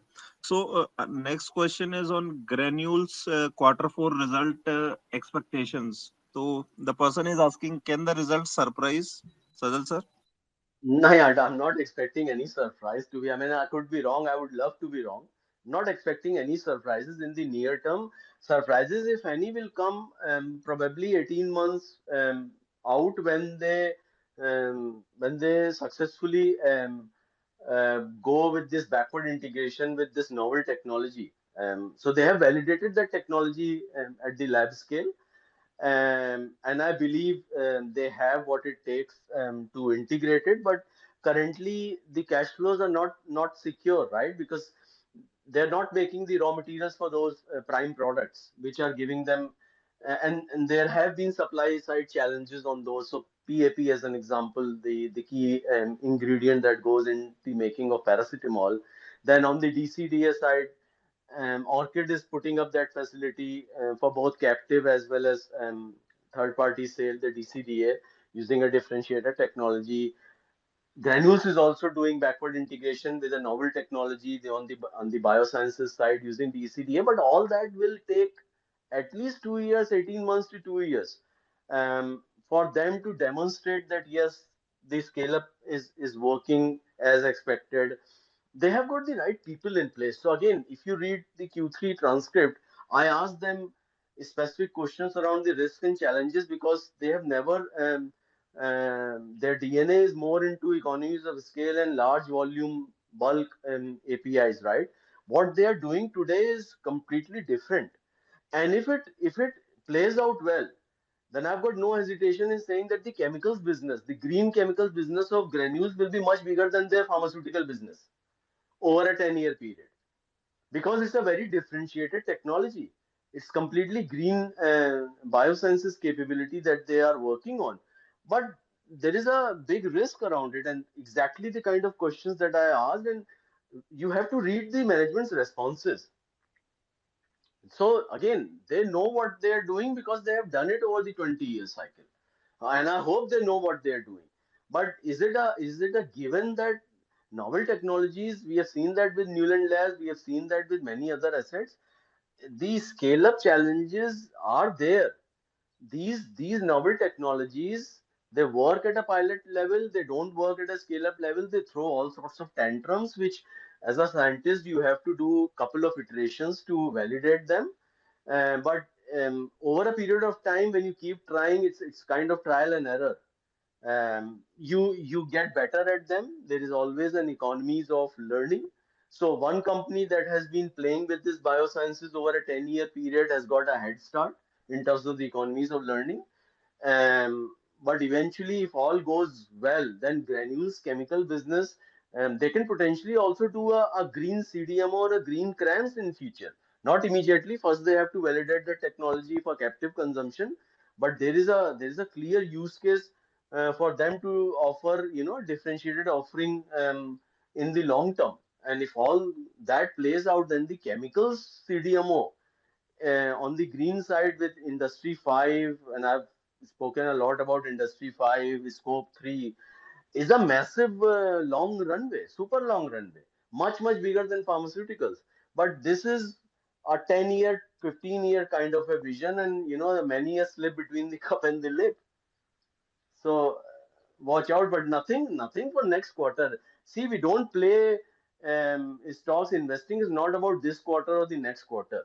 It's about the next 5 years at the very minimum. Next question is, what change in our framework should we make while evaluating a PE owned stock versus a promoter owned stock? Well, it depends on the quality of the people. So private equity, so JB Pharma is private equity. You look at the valuations today versus what the valuations were when private equity was nowhere there in the picture. It was the promoter owned business previously. Compare the two valuations, you have got all the data, price to book, and so on and so forth on the screener. And then on the flip side, see Sequent or Piramal Pharma. So Piramal Pharma was all fine before private equity came and the management change happened. So unfortunately, there is no black and white answer. I mean, I'm not sure whether Aditya has got any view on this. It's an interesting question. No, it's an interesting question. I think one is obviously your response is valid, where private equity is a management change again. So it's again binary. So if the private equity guys if he executes right, it's good for the shareholders. On the other side, if he doesn't do it, then obviously we have seen in a couple of examples that Sajal took, it doesn't work. More importantly, I think one more thing which needs to be kept in mind is if a promoter has stock and and there's a promoting family there, so there is no guarantee that at some point he will sell the company. But if a PE is owning it, that there is almost a certainty that at some point they will sell it. So then you probably in your framework need to also account for that eventually whenever the PE exits, and some PEs exit in 3 years, some in five, some in 10, some in 20, right? So depends. But whenever the PE exits, is this asset really going to be a good fit for anyone? Right. So for instance, if today a Cipla gets a very large PE, right? Then when that PE goes to sell the Cipla stake to someone, who can potentially buy a asset like Cipla? Right? So I don't think many Indian companies could even think about buying an asset like Cipla, given the scale and size of the Cipla business. But at the same time, if let's say a Sequent were to sell it at some point in time, the PEs of Sequent were to sell the Sequent asset at some point in time, there could be takers for that asset, right? This is just gesticulation. I'm not saying that this will happen. This is just for education purposes. But your framework basically needs to account for the fact that at the PE promoter at some point will exit. And when he exits, the asset should be such an asset that there will be a taker of the asset. Right, sir. So next question is view on Wockhardt Pharma company doing restructuring in US operations, reducing debt and launching new drugs in India for diabetic and nephro segment. यार ये वही है, आज थोड़ा liver बेच दो फिर से बढ़ जाएगा, थोड़ा किडनी, एक किडनी निकाल चुके हो, एक ही बची है वो बेच नहीं सकते हो, चलो लीवर बेच दो. I mean, these kind of tinkerings, I'm not too sure. I mean, maybe I'm not reading it correctly, but I like businesses that have demonstrated successful scale up in operating cash flow over a period of every 5 to 7 years. And Wockhardt was a very different business in late 90s, and I've been tracking it ever since. And the senior Mr. Khurakiwala was executing brilliantly, but I'm not too sure about the next second generation and how. I mean, look, it's all there, right? They had great brands on the OTC side. They had great consumer brands. They started selling those one by one in this quest of QIDP, and this QIDP is going on for n number of years. It's a risky business. It's a lottery business. It's all or none. I mean, I'm not too sure. I won't be comfortable playing such an asset. And to be honest with you, I'm not the right person because my views are so heavily negatively biased on such businesses.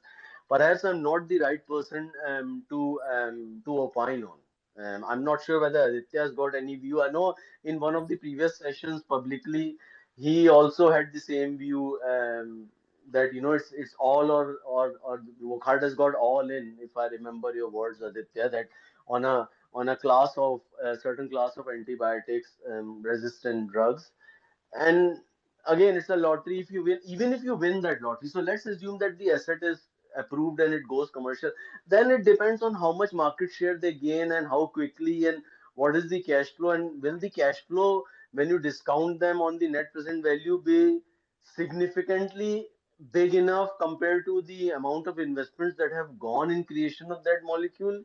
Those mathematics would have to work out as well.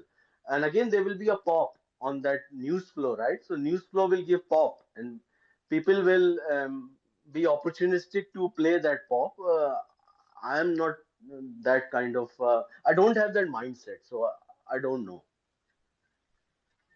No, I think correctly summarized by Sajal Bhai. I think they are selling their cash generating assets to invest in innovation R&D, something that some of the other companies that we previously discussed in this session are also doing. And that I don't think that's a good idea yet. I just don't, because there is no past precedent of a success doing that.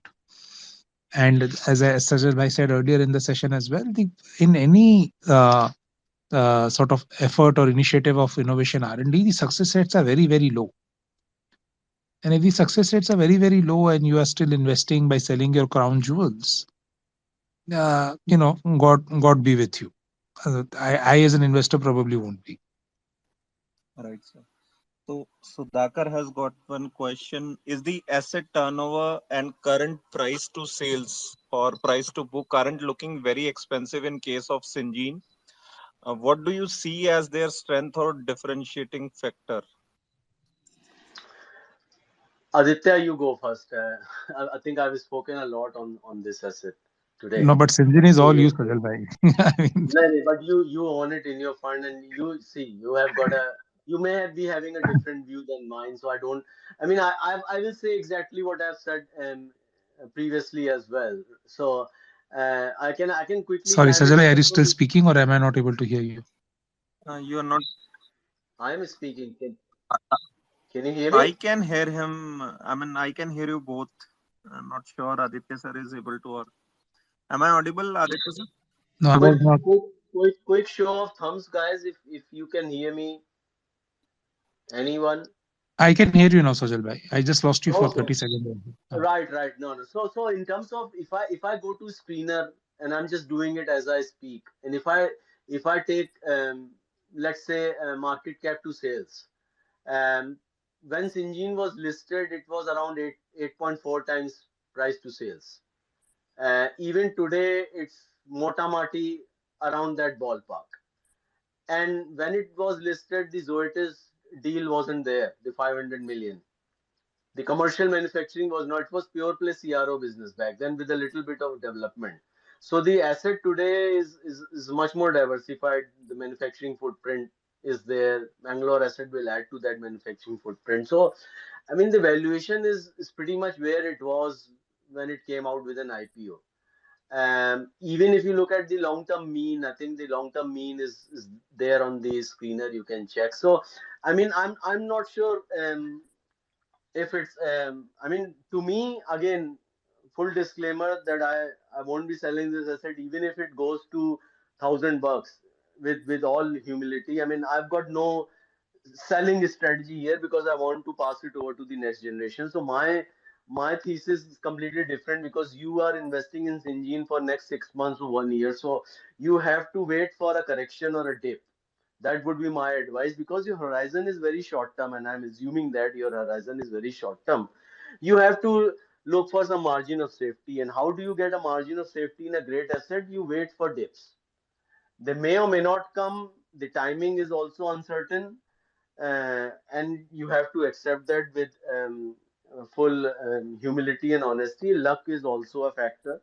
um, the Nifty has gone up too much all of a sudden, so there could be a market-wide correction, 5-10% at any given point in time, and every asset from HDFC Bank to Divi's to Syngene to Asian Paints to Pidilite, everything will correct or should correct. Maybe that would be that would present an opportunity for you to enter. I have I'm not selling at this valuations, and I won't be selling even if the stock uh, runs up another 50% or wherever, because I don't want to play that mugs game of buying, selling, buying, selling. It's a family asset. I just want to own it. Right, sir. So there are few questions around the sustainability of the results shown by Newlands. So any comments on that? No, I would encourage everyone to listen to the earnings call. I think management is very open. They have been open and honest. And if you read their previous transcript, so take 2021 when this stock was at 2,500 or above 2,000. Go through those transcripts. The management was singing the same song even back then. They said it's a lumpy business. It's fundamentally is a lumpy business. You cannot monitor or track that business on a quarter-on-quarter basis. Q4 is a seasonally good quarter, but we don't know when is the next commercial shipment of which molecule, which quantity. Aditya asked some very pointed question. I'm sure he will have some insights to add as well. But my sense is that nothing has changed fundamentally. The lumpiness works both ways, the northbound as well as the southbound. So Newland was showing the southbound lumpiness in recent quarters. In September quarter of this fiscal, when the margins were 24%, that was a sudden improvement sequentially and year over year, and that was a lumpiness on the other side, the north side.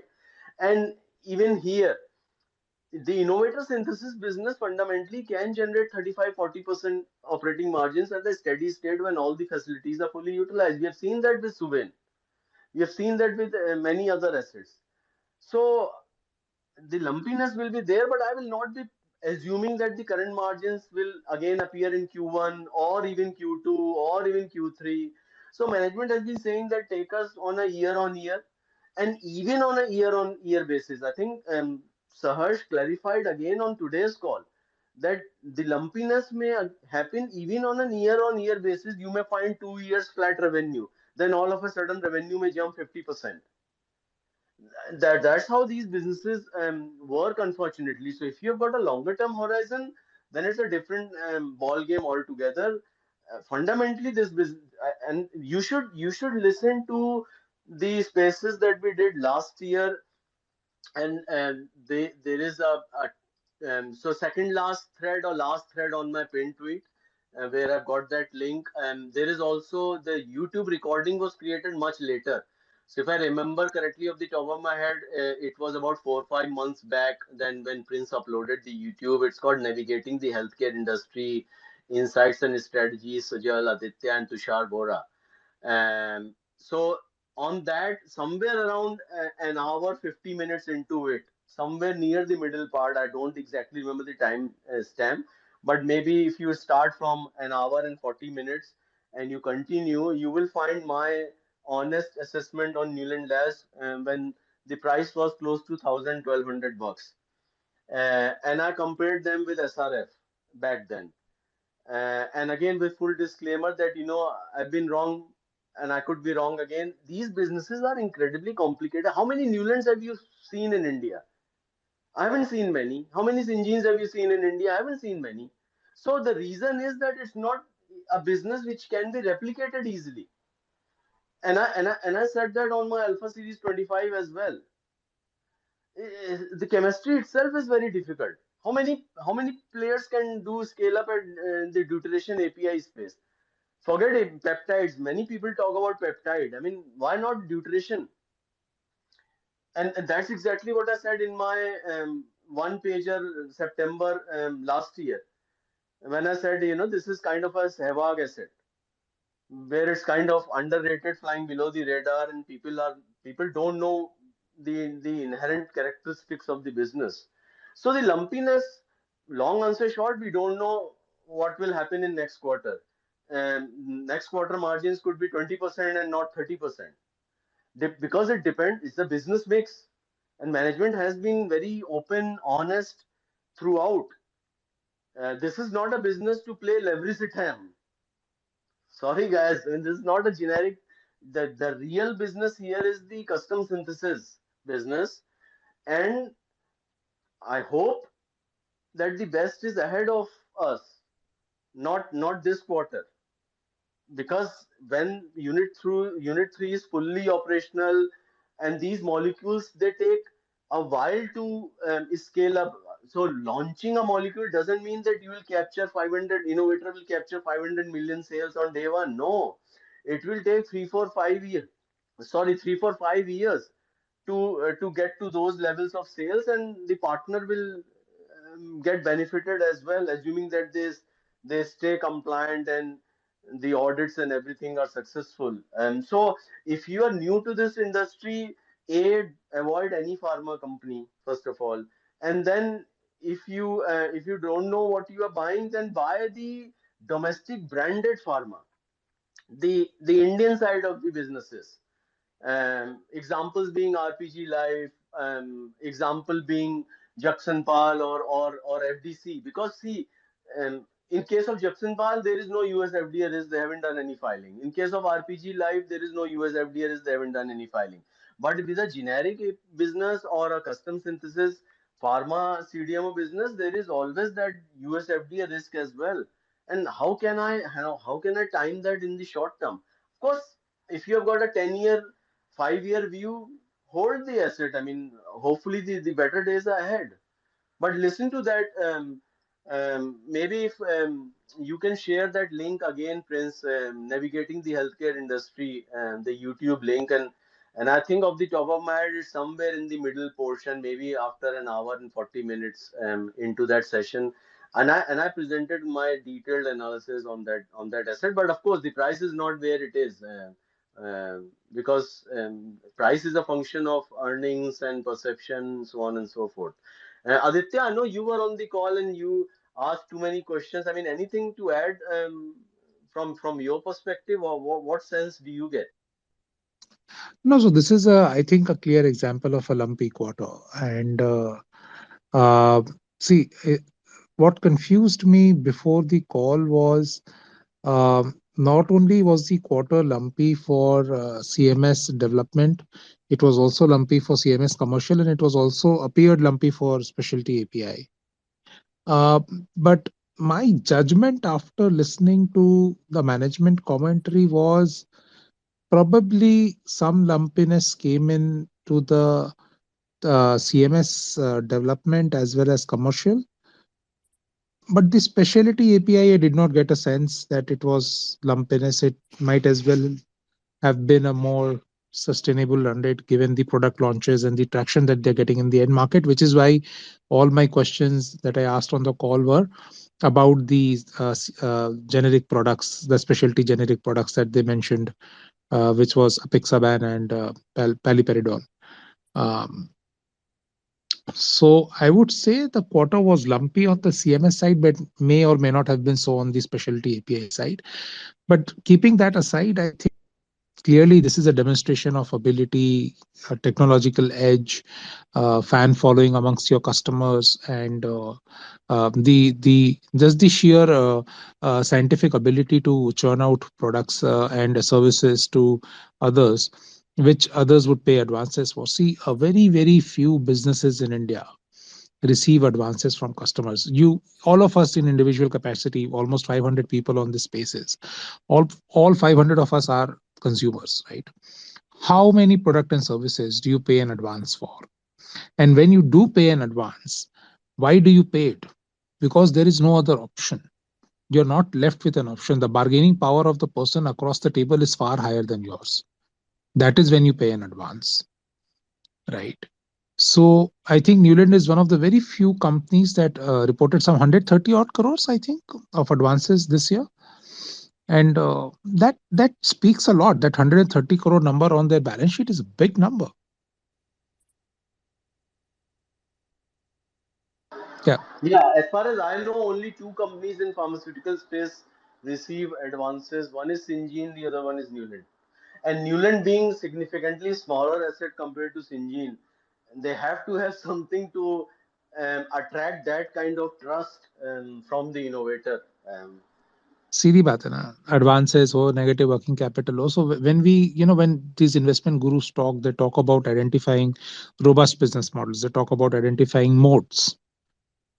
लेकिन ये qualitative statements है, right? इसको आप qualitatively quantitatively कैसे जज करोगे? Advances, negative working capital, ये quantitative arrows हैं which point you towards moats and robust business models.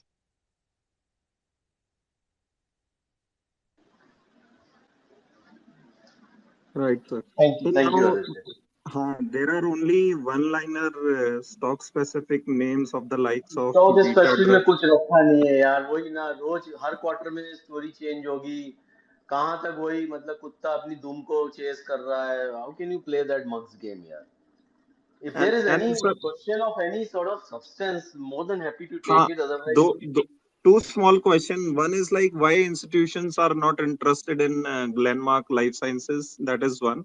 और दूसरा कॉपरान में लाइक शायद मधुसूदन केला सर ने भी अपना स्टेक बढ़ाया है, तो is there any business change you guys are so seeing? I mean second question is for Madhu sir to answer, not for me. First question, Glenmark Life, I've already answered multiple times, including today. So no further comments there. right, sir. So we are done with almost all the relevant questions for the day. Right. So, guys, Thank you. sorry, Yeah. before we adjourn, since I am a fund manager and I have a job, I would like to keep it. So, the standard disclaimer. Anything and everything I spoke, any name of the companies that I took were purely for illustration purposes. I manage a Incred Healthcare portfolio. I invest in healthcare stocks on the behalf of my clients. My views are biased. You should assume that I'm here to pump and dump, but I'm definitely not here to recommend stocks or any investment ideas to you guys. Please do your own diligence before you invest, and please consult your financial advisors. Yeah, absolutely. So thanks, Aditya, for that. And again, as I said, I'm not working for money, and I will never start any sort of paid advisory. So I've got no hidden or specific agenda. I'm just here to share knowledge because I'm hoping that these YouTube videos will survive longer than I will or I might. World is an uncertain place. You know, don't know what you don't know. So that's the sole purpose of doing these, to leave something behind for future generation. Hopefully, and there is absolutely no recommendation. Everyone has got biases, and I've got, biases plus plus plus. So use all the ingredients, not just salt, and add it to your taste. And that's all I would like to say. Absolutely no recommendation. All those names were just academic and for illustration purpose. Right. Thank Thanks a you. lot, Prince, for doing this, and good night, Thank you, everyone. sir. And Yeah, thanks guys, for this this on a short session notice. is recorded, and I'll be placing it as soon as possible. And thank you again, Sajal sir and Aditya sir, for making the day special. It's my birthday today, so I take this Oh, happy discussion Oh, as a birthday! happy gift birthday. for the day. Thank you so much. Now, wish you many happy returns of the day. And I'm not sure whether you got time to. So I hijacked your birthday. I'm really. You should have said that. I Sir, called you and you accepted the request because there was few things that I wanted to share. But yeah, I wasn't aware of that. sir, I Sorry. utilized the daytime for that, so I was all free, so I didn't say that. Anyway, it was a great Okay. I'm, session, I'm and glad. I'm glad you could. Yeah. Thank you so much. Thank you. thank you, Thanks, guys. everyone. Bye. Good Happy night. birthday, Good night. Prince. Bye. Thank you, sir. Cheers, brother.